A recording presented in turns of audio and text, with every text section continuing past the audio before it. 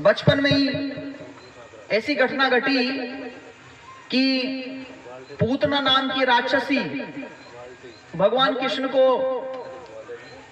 बालक समझकर उसको मारने आई। पूतना नाम की राक्षसी का वध भगवान कृष्ण ने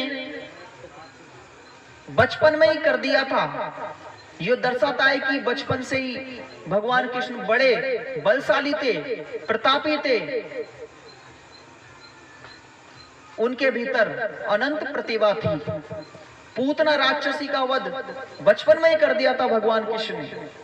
जब वे थोड़े बड़े हुए तो बदला लेने के लिए एक और राक्षस आया जिसका नाम था तृणावर्त।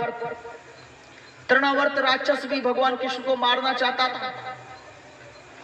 तो तृणावर्त राक्षस का वध भगवान कृष्ण ने बचपन में ही कर दिया था। तो इस प्रकार बचपन में ही पूतना और तृणावर्त राक्षस का वध भगवान कृष्ण ने कर दिया था।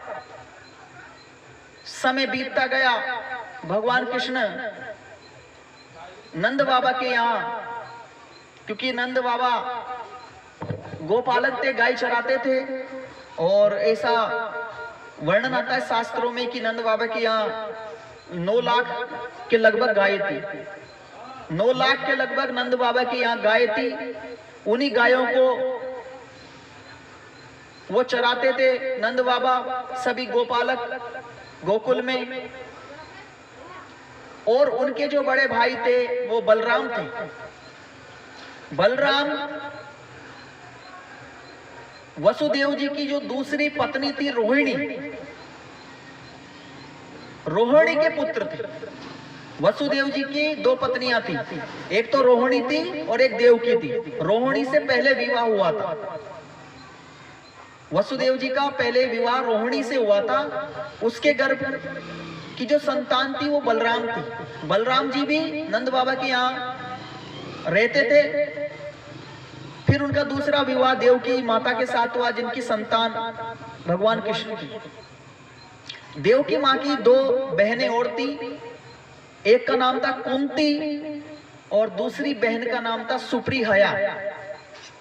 कुंती का विवाह हस्तिनापुर के राजा पांडु से हुआ था, और दूसरी बहन थी सुप्रीहया, उसका विवाह चेदी देश के राजा से हुआ था। इसी कुंती के जो पुत्र थे वो युधिष्ठिर, भीम, अर्जुन थे। और जो दूसरी उनकी बहन थी सुप्रीहया, उसका पुत्र शिशुपाल था। शिशुपाल की जो माताजी थी वो भगवान कृष्ण की रिश्ते में बुआजी लगती थी। कुंती भी बुआजी लगती थी, क्योंकि दोनों वसुदेव जी की बहन थी। वसुदेव जी की 2 बहन थी और वसुदेव जी उनके एक ही भाई थे। धीरे धीरे समय बीतता गया। योगीराज भगवान कृष्ण बड़े होते गए। बचपन में उन्होंने ऐसी कला सीख ली थी, बंसी बजाने की कला। और कहते हैं कि बंसी की आवाज इतनी मधुर होती थी कि गांव के सभी ग्वाल ग्वाले तो क्या, पशु तक भी उसको सुनने आ जाया करते थे। इतनी सुंदर वो उनकी बांसुरी की आवाज होती थी, जिसको सुनते ही सभी पशु पक्षी भी उनकी आवाज से मंत्रमुग्ध हो जाते थे। गाय चराने की अपने ग्वाल वालों के साथ वो गाय भी चराते थे यमुना नदी के किनारे। इस प्रकार समय बीतता गया। भगवान श्री कृष्ण आगे चल करके जब उनके अध्यापन का समय आया तो शिक्षा प्राप्ति के लिए वे उज्जैन में, उस समय उज्जैन का नाम अवंतिका होता था। अवंतिका एक महाजनपद हुआ करती थी। उस समय वहां पर संदीपनी गुरु के आश्रम में उन्होंने शिक्षा प्राप्त करने के उद्देश्य से वो और बलराम, और वहीं पर उनकी भेंट सुदामा से हुई थी। सांदीपनी आश्रम के में जब वो उनके सानिध्य में पढ़ते थे, वहीं पर उनकी मुलाकात सुदामा से हुई। भगवान कृष्ण की बुद्धि इतनी तीव्र, इतनी मेधा थी कि मात्र 3 महीने में ही उन्होंने वेद, चारों वेद, ऋग्वेद, यजुर्वेद, सामवेद, अथर्ववेद, चारों वेदों का ज्ञान प्राप्त कर लिया। वेदांग, वेदों के 6 अंग होते हैं, शिक्षा, कल्प, निरुक्त, व्याकरण, छंद और ज्योतिष। इन 6 वेदांग का ज्ञान भी प्राप्त कर लिया, सभी दर्शन का ज्ञान प्राप्त कर लिया।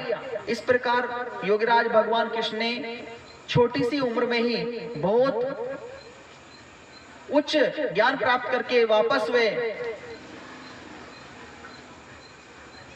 आ गए। और उधर मथुरा में कंस का अत्याचार बढ़ता जा रहा था। कंस का अत्याचार बढ़ता जा रहा था। कंस के राज से सभी दुखी हो रहे थे। कंस ने अपने सेनापति को आदेश दिया कि किसी भी तरीके से, किसी भी बहाने से, लड़ने के बहाने से मल्ल युद्ध के लिए बलराम और कृष्ण को बुलाओ। उनको लेने के लिए कंस के आदेश से सेनापति गए। जब वे गोकुल से आ रहे थे तो गोकुल वासियों ने कहा कि कंस बहुत बड़ा प्रतापी शासक है, ऐसा राजा है जिसने बड़े बड़े क्रूर अत्याचार किए, बड़े बड़ों को उन्होंने मारा है। तुम अभी बालक हो, तुम अभी कंस से लड़ने मत जाओ। लेकिन भगवान श्री कृष्ण और बलराम दोनों भाई उस सेनापति के साथ वापस मथुरा में आए। मथुरा में कंस ने एक जाल बिछाया कि इनको हाथी से लड़ाया जाए। एक ऐसा चक्रव्यूह, एक ऐसा आयोजन किया कि इनको हाथी से लड़ाया जाए और जो खूंखार प्राणी होते हैं उनसे उनका युद्ध कराया जाए। उनको भगवान कृष्ण को अखाड़े में छोड़ दिया गया और वो लड़ने को तैयार हो गए। उन्होंने खूंखार पशुओं से युद्ध में हराया और अंत में भगवान कृष्ण ने मथुरा के जो अत्याचारी कंस थे उनको सिर अलग कर दिया धड़ से, क्योंकि उसने इतने अत्याचार किए थे, इतने पाप किए थे कि अब उसके पाप की बहुत अति हो चुकी थी। कंस को मार करके मथुरा की राजगद्दी पर भगवान कृष्ण ने उनके पिता उग्रसेन, जिनको कंस ने बंदी बना लिया था और उनको कारागार जेल में बंद कर दिया था, तो भगवान कृष्ण ने उनको जेल से मुक्त कराया उग्रसेन जी को। और मथुरा का राजा वापस, कंस के जो पिताजी थे उग्रसेन, उनको वापस मथुरा का राजा बना दिया। इस प्रकार जब मथुरा को वापस, अगर भगवान कृष्ण चाहते तो वो खुद भी राजा बन सकते थे, लेकिन वो ना बन करके उन्होंने कंस के पिताजी जो उग्रसेन थे, जिनको कंस ने जेल में बंद बना रखा था, उनको वापस मथुरा का राजा बना दिया। इस प्रकार जब कंस को युद्ध में भगवान कृष्ण ने मार दिया तो मगध देश के राजा जरासंध, जो उस समय मगध देश के राजा थे, जरासंध वो सबसे शक्तिशाली राजा हुआ करते थे। मगध देश के राजा जरासंध शक्तिशाली थे और जरासंध ने अपनी बेटी का विवाह कंस से किया था। तो कंस जरासंध के रिश्ते में दामाद लगते थे। तो जरासंध को जब सूचना मिली कि कंस का वध कृष्ण और बलराम दोनों भाइयों ने कर दिया है, तो जरासंध मगध से सेना लेकर पहुंचा। और जरासंध के पास कहते हैं कि इतनी भारी सेना थी कि भगवान श्री कृष्ण को लगा कि अगर हम सीधे इनके मुकाबले करेंगे तो शायद हम जीत पाए। इसलिए भगवान श्री कृष्ण ने यह निश्चय किया कि जरासंध के आक्रमण को कि आगे हम जीत नहीं पाएंगे, क्योंकि जरासंध के पास लाखों सेनाएं। इसलिए भलाई इसमें है कि मथुरा को छोड़कर हम किसी दूसरी जगह पर चले जाए। यद्यपि भगवान श्री कृष्ण सूर्यवंशी यादव वंश कुल क्षत्रिय वंश के थे, तथापि उनकी यह नीति थी कि अगर शत्रु हमारे से ज्यादा बलवान है तो हम उससे डायरेक्ट संघर्ष ना करें। ये नीतियां होती युद्ध में लड़ने की। अगर हमारे से ज्यादा कोई बड़ा बलवान है और अगर हम उससे सीधे युद्ध करेंगे, सीधी लड़ाई लड़ेंगे, तो हमारे मारा जाना निश्चित है, हम हार जाएंगे।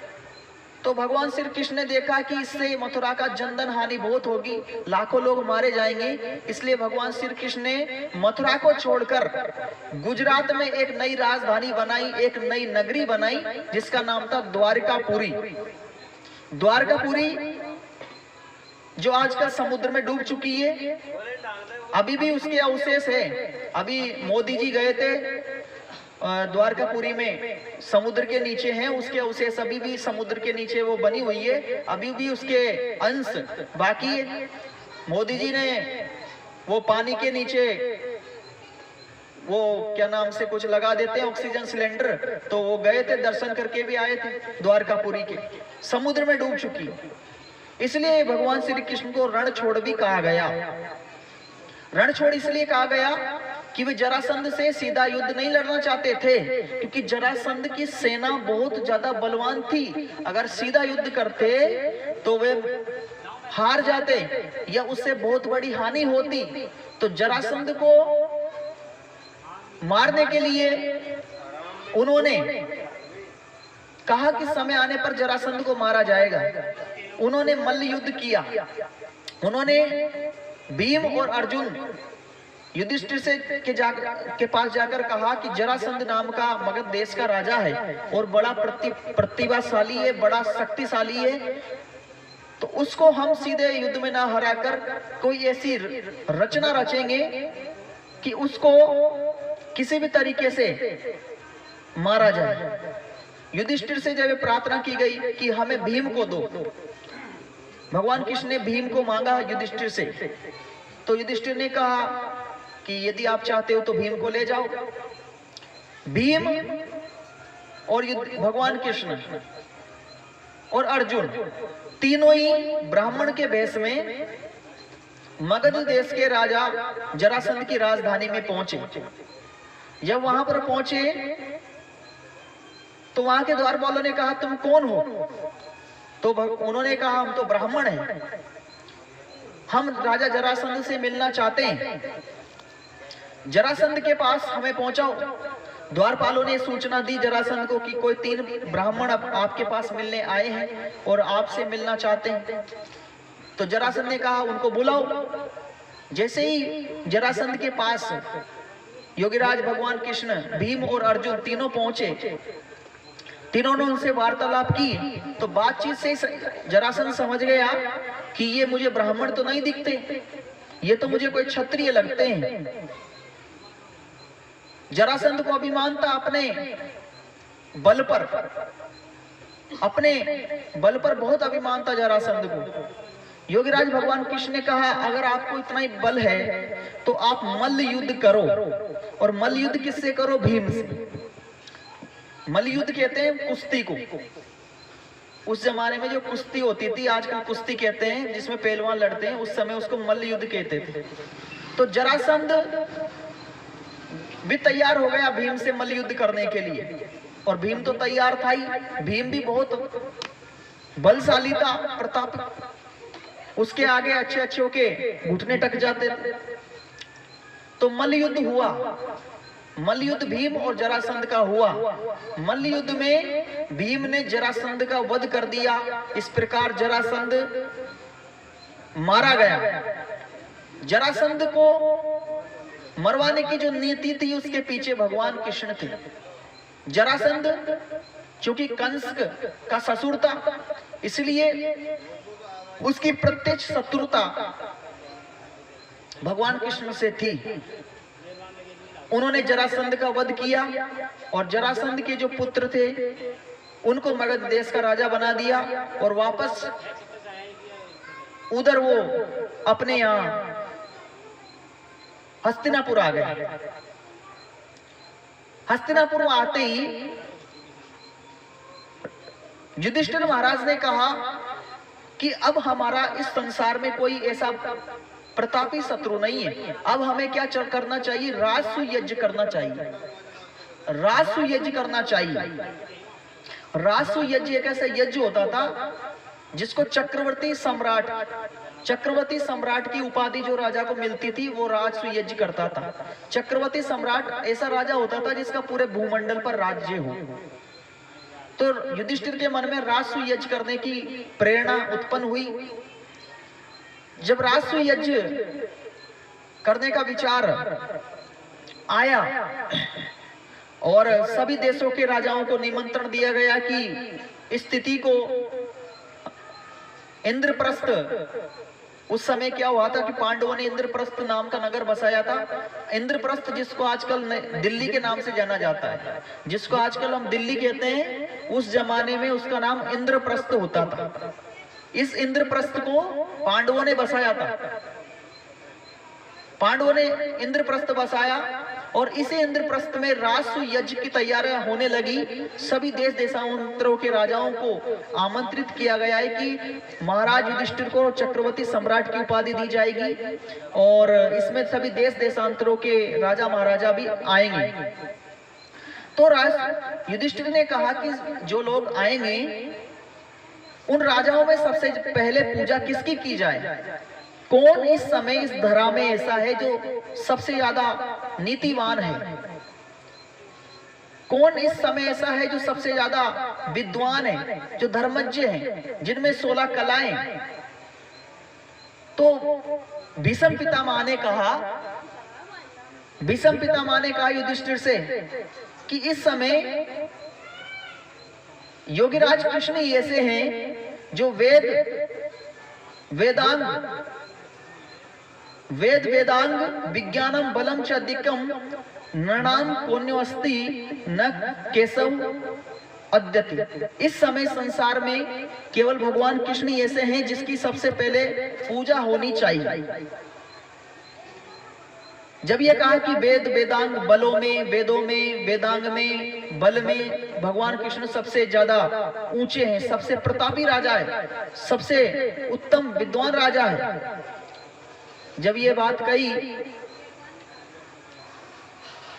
तो शिशुपाल को क्रोध आया। शिशुपाल भी उस समय चेदी देश का राजा हुआ करता था और वो भी युधिष्ठिर के राजसूय यज्ञ में आया था। शिशुपाल और भगवान कृष्ण के बीच जो विवाद था वो माता रुक्मिणी को लेकर था, क्योंकि शिशुपाल माता रुक्मिणी से विवाह करना चाहते थे और माता रुक्मिणी के जो पिता थे रुक्मण, माता रुक्मिणी विदर्भ देश के राजा रुक्मण की पुत्री राजकुमारी थी। तो माता रुक्मिणी के जो पिता थे वो भी चाहते थे शिशुपाल से इसकी विवाह हो जाए, क्योंकि जरासंध के दबाव में वो अपनी बेटी का विवाह शिशुपाल से करने में राजी हो गए थे। शिशुपाल माता रुक्मिणी से विवाह करना चाहते थे, लेकिन माता रुक्मिणी शिशुपाल से विवाह करना नहीं चाहती थी, वो भगवान कृष्ण से विवाह करना चाहती थी। तो उन्होंने भगवान कृष्ण से विवाह करने के लिए उनको निमंत्रण दिया कि मेरे पिता कल मेरा विवाह शिशुपाल से कराना चाहते हैं, तुम आज ही किसी भी स्थिति में विदर्भ देश में उपस्थित हो। भगवान कृष्ण को ये सूचना मिली तो वे विदर्भ में गए और विदर्भ में भगवान कृष्ण जब गए तो उनको सूचना दे दी थी कि मैं आपको उस जगह पर मिलूंगा, आप किसी भी बहाने वहां आ जाना। उस समय गंधर्व विवाह होते थे। शास्त्रों में 8 प्रकार के विवाह की चर्चा आती है। एक विवाह गंधर्व विवाह भी होता है। तो गंधर्व विवाह के तहत भगवान कृष्ण ने और माता रुक्मिणी ने वहां से निकल करके बाद में 25 वर्ष की अवस्था में भगवान कृष्ण का विवाह माता रुक्मिणी के साथ हुआ था और शिशुपाल माता रुक्मिणी से विवाह करना चाहता था। इसी कारण वो भगवान कृष्ण से जलता था और राजसूय यज्ञ में भगवान कृष्ण को शिशुपाल ने भीष्म पितामह से कहा कि तुम इसको क्यों, सबसे पहले पूजा तुम इसकी क्यों करना चाहते हो? तो भीष्म पितामह ने कहा कि संसार में सब अभी वर्तमान में सबसे ज्यादा योग्यतावान यदि कोई है तो वो भगवान कृष्ण ही है। उसकी योग्यता के आधार पर हम उसकी पूजा करना चाहते हैं।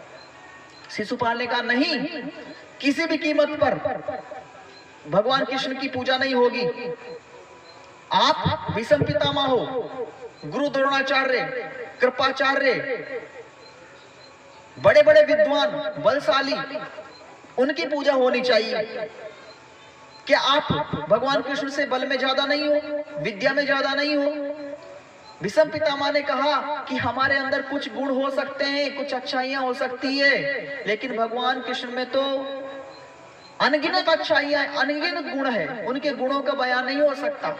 शिशुपाल को ये समझ में आ गई कि ये लोग मानने वाले नहीं है, तो वो भगवान कृष्ण को गालियां देने लगा। उनको कहने लगा कि तू काला, कलूटा, ऐसी ऐसी गालियां उनको अभद्रता पूर्वक देने लगी। क्योंकि शिशुपाल भगवान कृष्ण की बुआ जी का लड़का था, इसलिए भगवान कृष्ण ने कहा कि शिशुपाल को समझाया कि गाली मत दे, बहुत समझाया। तो भगवान कृष्ण ने कहा कि शिशुपाल तू 100 गाली तो दे सकता है, 100 गाली तक तुझे माफ, 100 गाली तक तुझे माफ, 100 गाली तक दे सकता है। लेकिन शिशुपाल के सिर पर तो भूत सवार था, उसकी वाणी कंट्रोल में नहीं हो रही थी, वाणी पर संयम खत्म होता जा रहा था, गाली के ऊपर गालियां देता जा रहा था। तो शिशुपाल का सुदर्शन चक्र चला करके भगवान कृष्ण ने सुदर्शन चक्र से एक ही चक्र में शिशुपाल की गर्दन अलग कर दी। इस प्रकार शिशुपाल मारा गया।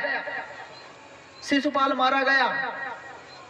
जब ये सूचना मिली कि शिशुपाल का वध हो गया है, तो उसके वध से कोई दुखी नहीं हुआ, क्योंकि वो भी अत्याचारी शासक था। इस प्रकार राजसूय यज्ञ में अब बारी आई सब देशों के राजाओं की कि सबसे उनके चरण कौन धुलेगा। तो भगवान कृष्ण की आप विनम्रता देखो, जिस व्यक्ति में इतना ज्ञान हो, विज्ञान हो, इतनी संपदा हो।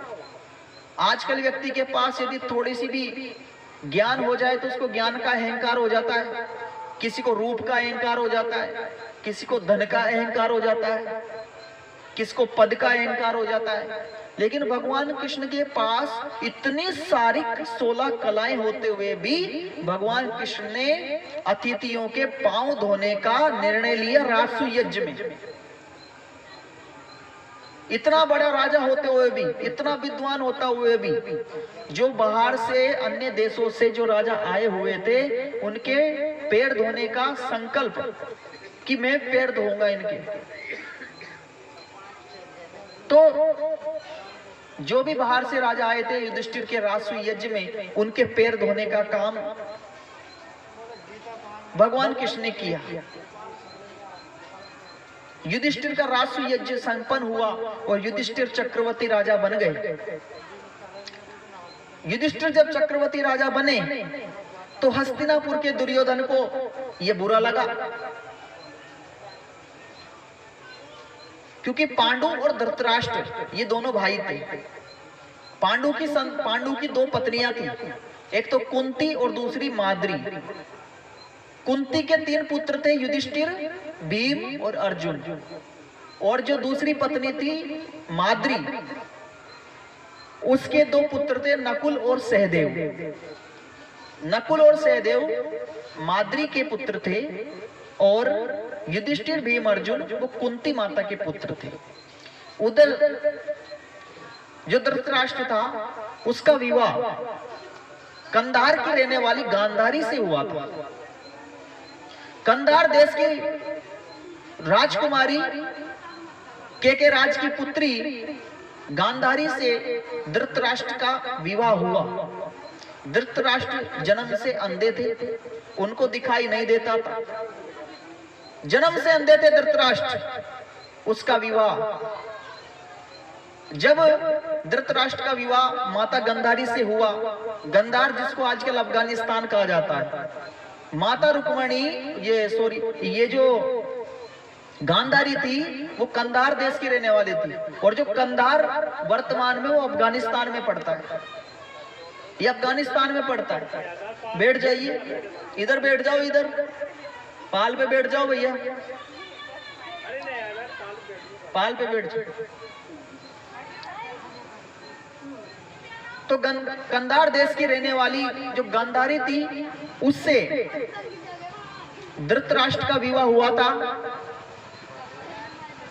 धृतराष्ट्र जन्म से अंधा था। जब धृतराष्ट्र का विवाह गांधारी से हुआ तो विवाह में उनके साथ जैसे आजकल दहेज संपत्ति देते हैं, ऐसे दहेज संपत्ति दी, लेकिन गांधारी का एक भाई था जिसका नाम था शकुनी। ये शकुनी मामा भी गांधारी के साथ दहेज में ही हस्तिनापुर आया था, और ये हस्तिनापुर में ही रहने लगा शकुनी। तो इस प्रकार पांडु का विवाह भगवान कृष्ण की भुआजी जो देवकी की, जो वसुदेव की पत्नी थी, वसुदेव की जो बहन थी कुंती, उसके साथ हुआ। और धृतराष्ट्र का विवाह गंधार देश की रहने वाली जो गांधारी थी उसके साथ हुआ। धृतराष्ट्र के कहते हैं 100 से ज्यादा पुत्र पैदा हुए, और उधर युधिष्ठिर, भीम, अर्जुन, नकुल, सहदेव ये पांडु के पुत्र थे। दुर्योधन बड़ा अभिमानी था। दुर्योधन बड़ा अभिमानी था। दुर्योधन को लगा कि इस समय समस्त भूमंडल में मेरे समान कोई बलशाली नहीं है। जब व्यक्ति को अहंकार हो जाता है, तो अहंकार के कारण व्यक्ति की बुद्धि शिथिल पड़ जाती है। शास्त्रों में भी एक जगह आया है कि अभिमानम श्रियम हंति, अभिमान व्यक्ति की श्री अर्थात लक्ष्मी का विनाश कर देता है।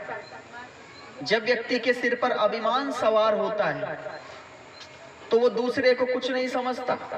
अभिमानी व्यक्ति अपने समान संसार में किसी को नहीं मानता। अभिमानी व्यक्ति अपने को ही संसार में सबसे ज्यादा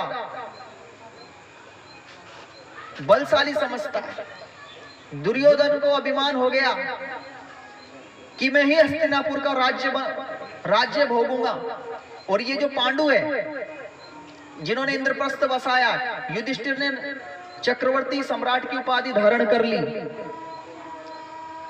तो जब चक्रवर्ती सम्राट की उपाधि धारण कर ली उन्होंने, तो इसके विपरीत दुर्योधन को लगा कि ये जो पांडु है, अभी इसको सुन लो भाई माताओं,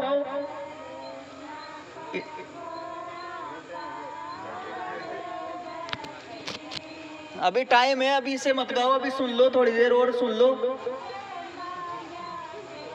इनको।